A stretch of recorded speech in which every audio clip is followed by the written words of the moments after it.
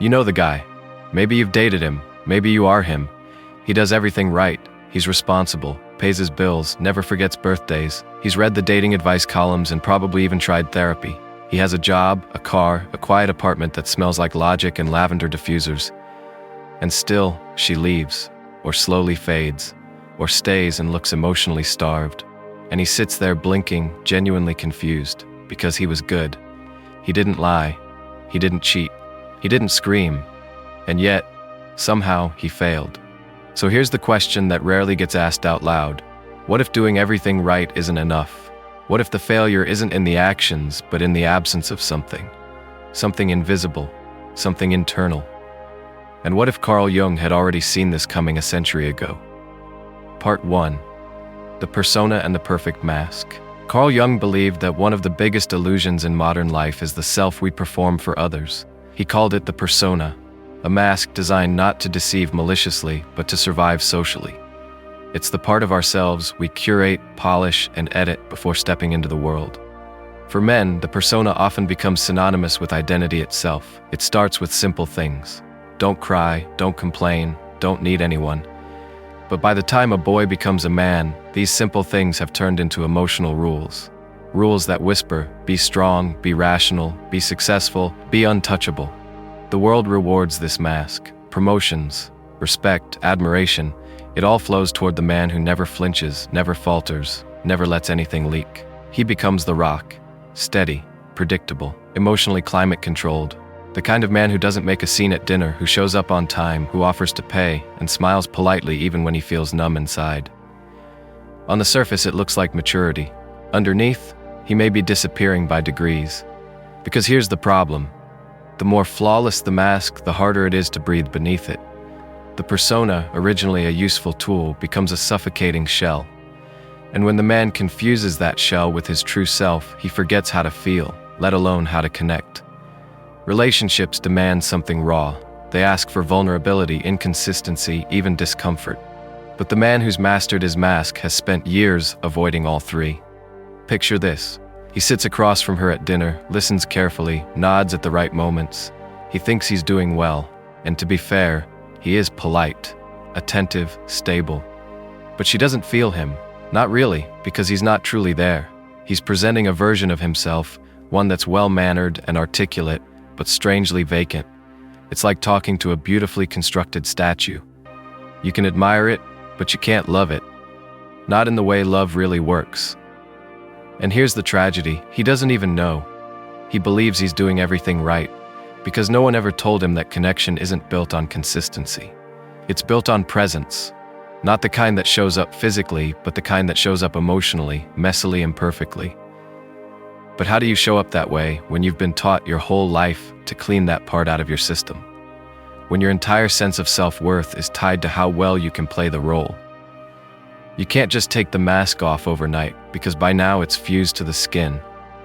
And the idea of peeling it away, terrifying. What's underneath might cry, might rage, might not be lovable, might not be man enough. And so he stays in character. She stays confused, and the relationship begins to rot.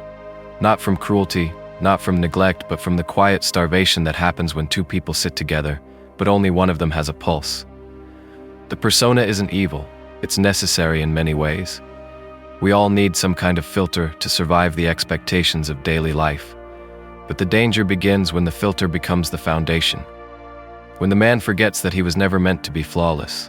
That being loved doesn't require being unbreakable. That intimacy doesn't bloom in the presence of perfection. It grows in the soil of realness. Flaws, contradictions, doubts, fears, those are the pieces that allow someone to see you, to reach you. So if the good guy keeps getting left, perhaps it's because he's still hiding. And not in the obvious ways, not with lies or betrayals, but in the subtlest, most insidious way, by being exactly what he was told he should be, and nothing more. Carl Jung wasn't trying to shame the persona. He was trying to wake us up to its limits. A man can perform beautifully and still feel utterly alone. He can give all the right answers and still go home to a silent, sterile apartment, because he's been living through a character, not a self. And love, real love, isn't looking for a character. It's looking for a human. So the next time someone leaves and you don't understand why, consider this. Maybe she wasn't rejecting you. Maybe she never got the chance to meet you. Part 2. The shadow and the exploding calm. If the persona is the mask we show the world, then the shadow is what we hide underneath it. Jung described the shadow as the parts of ourselves we deny, suppress, or are too ashamed to acknowledge. It's the emotional basement we stuff everything into. Anger, jealousy, neediness, fear, sadness. And while the persona earns applause, the shadow is what we'd rather no one ever sees, including ourselves. For men, this becomes especially complicated. From a young age, boys are taught to amputate huge parts of their emotional experience. You fall down? Don't cry. You feel scared? Man up. You're jealous? That's weakness. You need affection? That's clingy. The emotional vocabulary narrows until only a few words remain. Fine, tired, hungry, good. Everything else? Shoved into the shadow. But here's the truth. The shadow doesn't disappear just because you ignore it. It waits, quietly, patiently, and then it leaks. Sometimes slowly, sometimes all at once. The man who prides himself on being calm suddenly yells. The guy who says he's never jealous starts checking her phone. The one who claims he doesn't care gets passive-aggressive over something trivial. These eruptions don't come from nowhere. They come from years of unprocessed, unspoken, unacknowledged emotion trying to find an exit. And relationships? They're pressure cookers for the shadow. Because nothing triggers your unconscious like intimacy. Someone sees you, gets close, touches your wounds, often without meaning to. Suddenly, you're not just reacting to the present moment, you're reacting to every buried feeling from your past. Every time you weren't chosen, every time you felt small, every time you had to swallow your tears because real men don't cry. Let's be honest, many men believe they've conquered their emotions simply because they don't feel them. But numbness isn't mastery, it's avoidance. Emotional self-control is valuable, but emotional self-awareness is vital. Without it, the shadow turns relationships into battlegrounds, not with fists or insults, but with silence, sarcasm, and withdrawal. The partner starts to feel like they're fighting someone they can't see, because in truth they are. They're fighting the man's disowned self. One of the most painful things about the shadow is that it holds not only what we fear, but also what we need. The longing to be held, the aching vulnerability we won't admit, the tenderness that got us mocked in school, the dreams we abandoned to become practical. All of it lives in the dark. And yet, love requires those pieces. Because love isn't a transaction, it's a surrender, a risk, a softening. But how do you soften when every message you received said softness is dangerous? How do you say I'm scared you'll leave me when the voice in your head says, don't be weak? You can't. Not unless you're willing to meet your shadow, to feel it, to listen to it, and to realize it's not the enemy. It's the rest of you. Jung didn't say the shadow was evil, he said it was unconscious. And what's unconscious controls us, especially in love. The man who doesn't know his shadow can't understand why he sabotages what he most wants, why he lashes out at the person he loves, why he pulls away when things get too close. It's not because he's heartless, it's because he's afraid, and he's never learned another way. So what's the alternative? Facing it, naming it, saying, yes, I feel rage sometimes. Yes, I feel insecure. Yes, I need reassurance. Not to become weak, but to become whole. A man who owns his shadow doesn't lose control more often.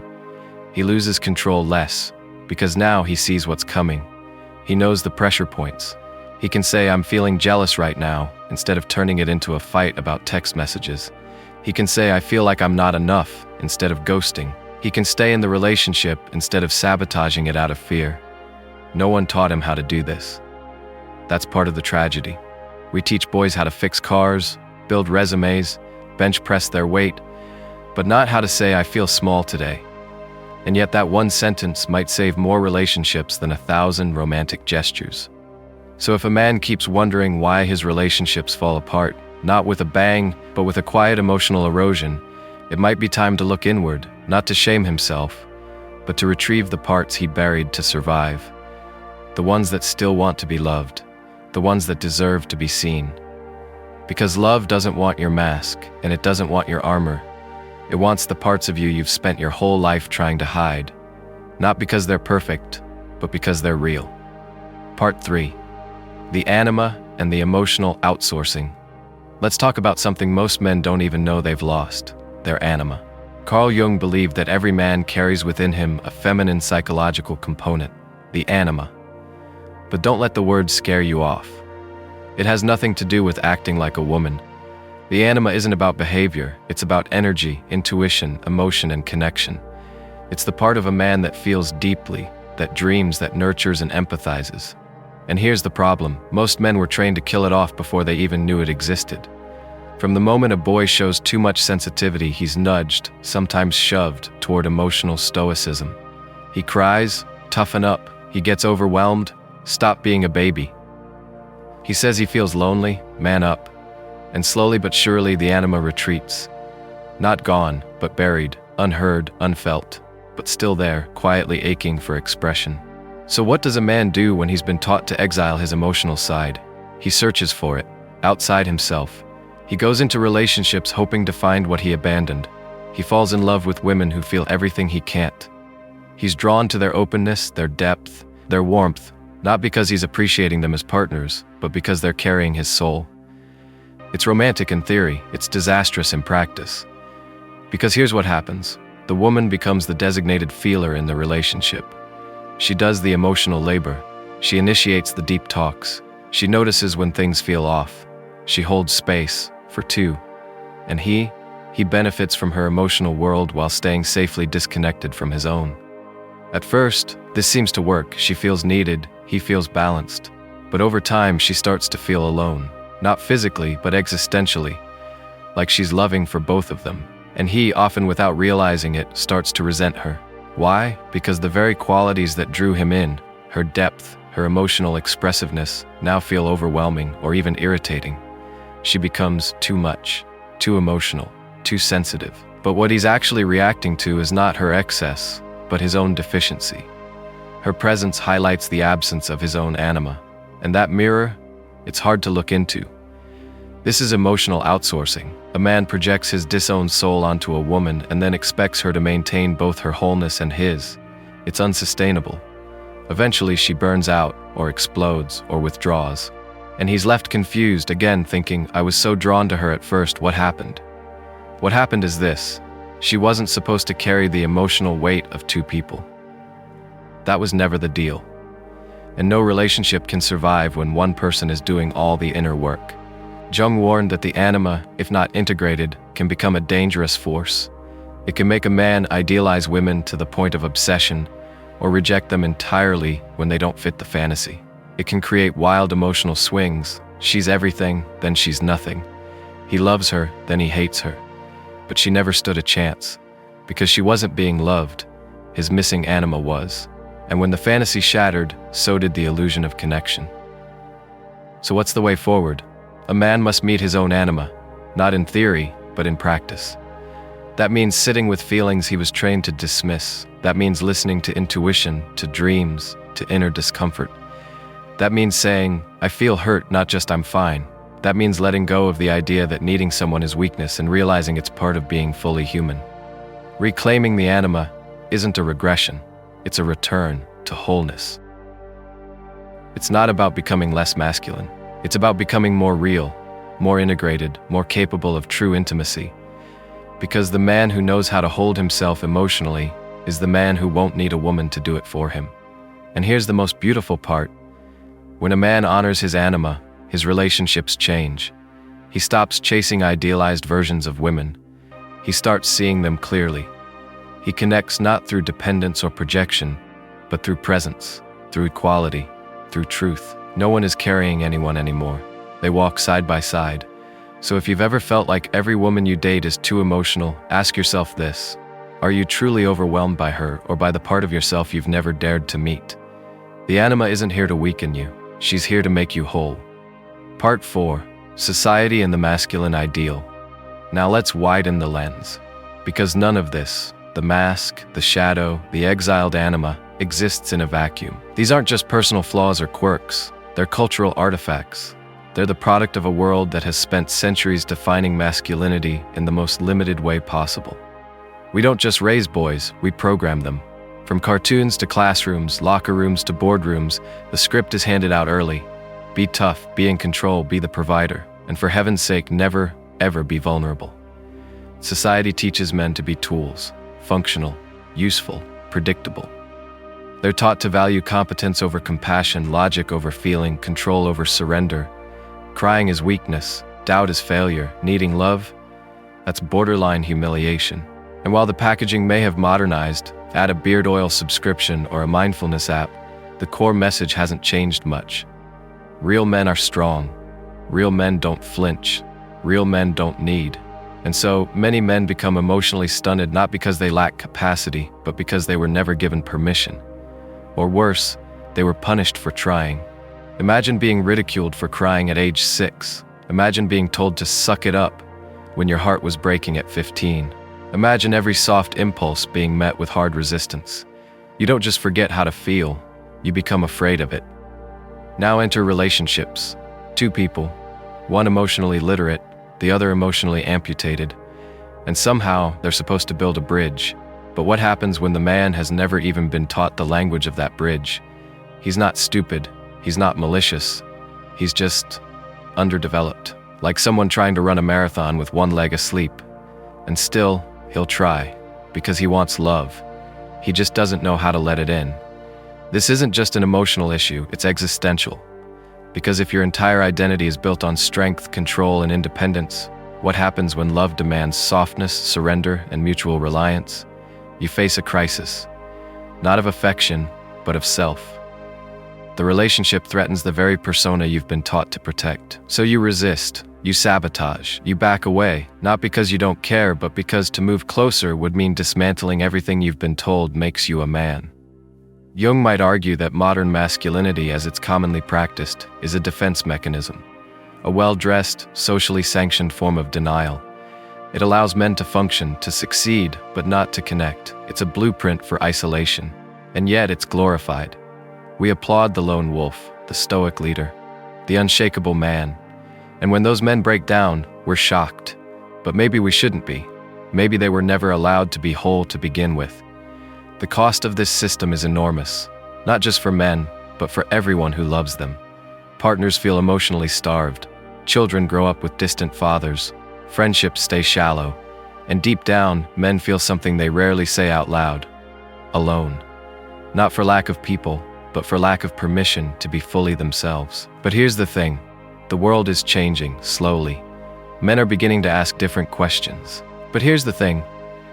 The world is changing, slowly. Men are beginning to ask different questions. They're starting to say, I want more than success. I want meaning. I want depth. I want connection that doesn't cost me my authenticity. And this is where Jung's insights are so vital, because they remind us, you are not broken. You are divided. And you can become whole. It starts with seeing how society shaped you, not to blame, but to understand, because you can't reclaim what you don't realize was taken. So when a man begins to question the ideals he was given, when he says maybe strength isn't about hiding, he's not falling apart, he's waking up. And that awakening, it's messy. It involves tears, confusion, moments of shame, but it also includes laughter, intimacy, and the quiet thrill of saying, this is who I really am. So the next time you hear a man say, I don't know why she left, maybe ask this: were you being strong or just afraid to be seen? Part 5. When good isn't real. Let's return to the man we started with, the one who does everything right, the one who listens, remembers birthdays, holds doors open, and offers to split the bill. The man who never raises his voice and always chooses the responsible option. He's good, safe, predictable. The kind of man society insists women should be grateful for. And yet over and over she walks away. Not because he did something wrong, but because nothing real ever showed up. This is the heart of the problem. When you've been conditioned your whole life to be good, you may not realize that goodness without authenticity is just performance. You end up becoming a kind of emotional echo, polite, agreeable, and completely forgettable. You're there, but not there. Real presence isn't about being perfect. It's about being whole, being fully alive, being able to say, here I am, messy, flawed, feeling. Here's my truth. And the tragedy is many men have never been taught how to access that part of themselves. They've been so trained to be dependable that they've become emotionally unavailable, not out of cruelty, but out of habit. So what does good really mean? If being good means never having needs, never showing anger, never being vulnerable, then maybe good is just another word for absent. Women don't leave good men because they want bad ones. They leave because they want true ones. And sometimes truth is risky. Sometimes it's uncomfortable. Sometimes it doesn't smile politely. But it's real. And real is magnetic. Carl Jung might say that the good man has become so identified with his persona that he's forgotten there's more to him. That underneath the mask of politeness is a soul dying for expression. That his wholeness includes darkness, chaos, tenderness, desire, fear, all the things he's worked so hard to hide. But love asks for all of it. Here's the irony. The very things he thought would make him lovable, his predictability, his calmness, his niceness, are often what make him invisible. Because what creates connection isn't perfection, it's depth, it's risk. It's someone saying, "This is who I am, even if it scares me." To be clear, this isn't about swinging to the other extreme. It's not about becoming reckless or emotionally volatile just to feel authentic. It's about learning how to bring your full self into the room. Not just the parts you've polished, but the ones you've buried, the ones you think make you unlovable. Because those are often the exact parts someone else has been waiting to meet. So maybe the question isn't, why do women leave good men? Maybe the real question is, what is this man hiding behind his goodness? What feelings has he never voiced? What wounds has he never looked at? What truth has he never dared to speak? And maybe, just maybe, the journey isn't about becoming a better partner. It's about becoming a real person, a whole one. Because in the end, no one falls in love with a checklist. They fall in love with a heartbeat, a presence, a self. And you can't give that to someone else until you've first given it to yourself. So where does this leave us? Maybe not with answers, but with better questions. Maybe the point isn't to fix men or blame them or turn relationships into psychological equations. Maybe the point is to look a little deeper, beyond the surface of nice and stable and reliable, and ask what it really means to show up, to be known, to be felt. Carl Jung didn't promise that this journey would be easy. He said it would be necessary, because until a man turns inward, he will always be chasing something outside of himself. Love, approval, worth, that can only ever be rented, never owned. So to every man wondering why she left, or why he always feels slightly unseen, maybe the most honest response isn't, "You were too much," or "You weren't enough." Maybe it's this, "You were never really there." But the beauty of that truth, you still can be. You still can meet yourself, not the persona, not the projection, but the real, raw, trembling self underneath. And when you do, someone else just might meet you there too.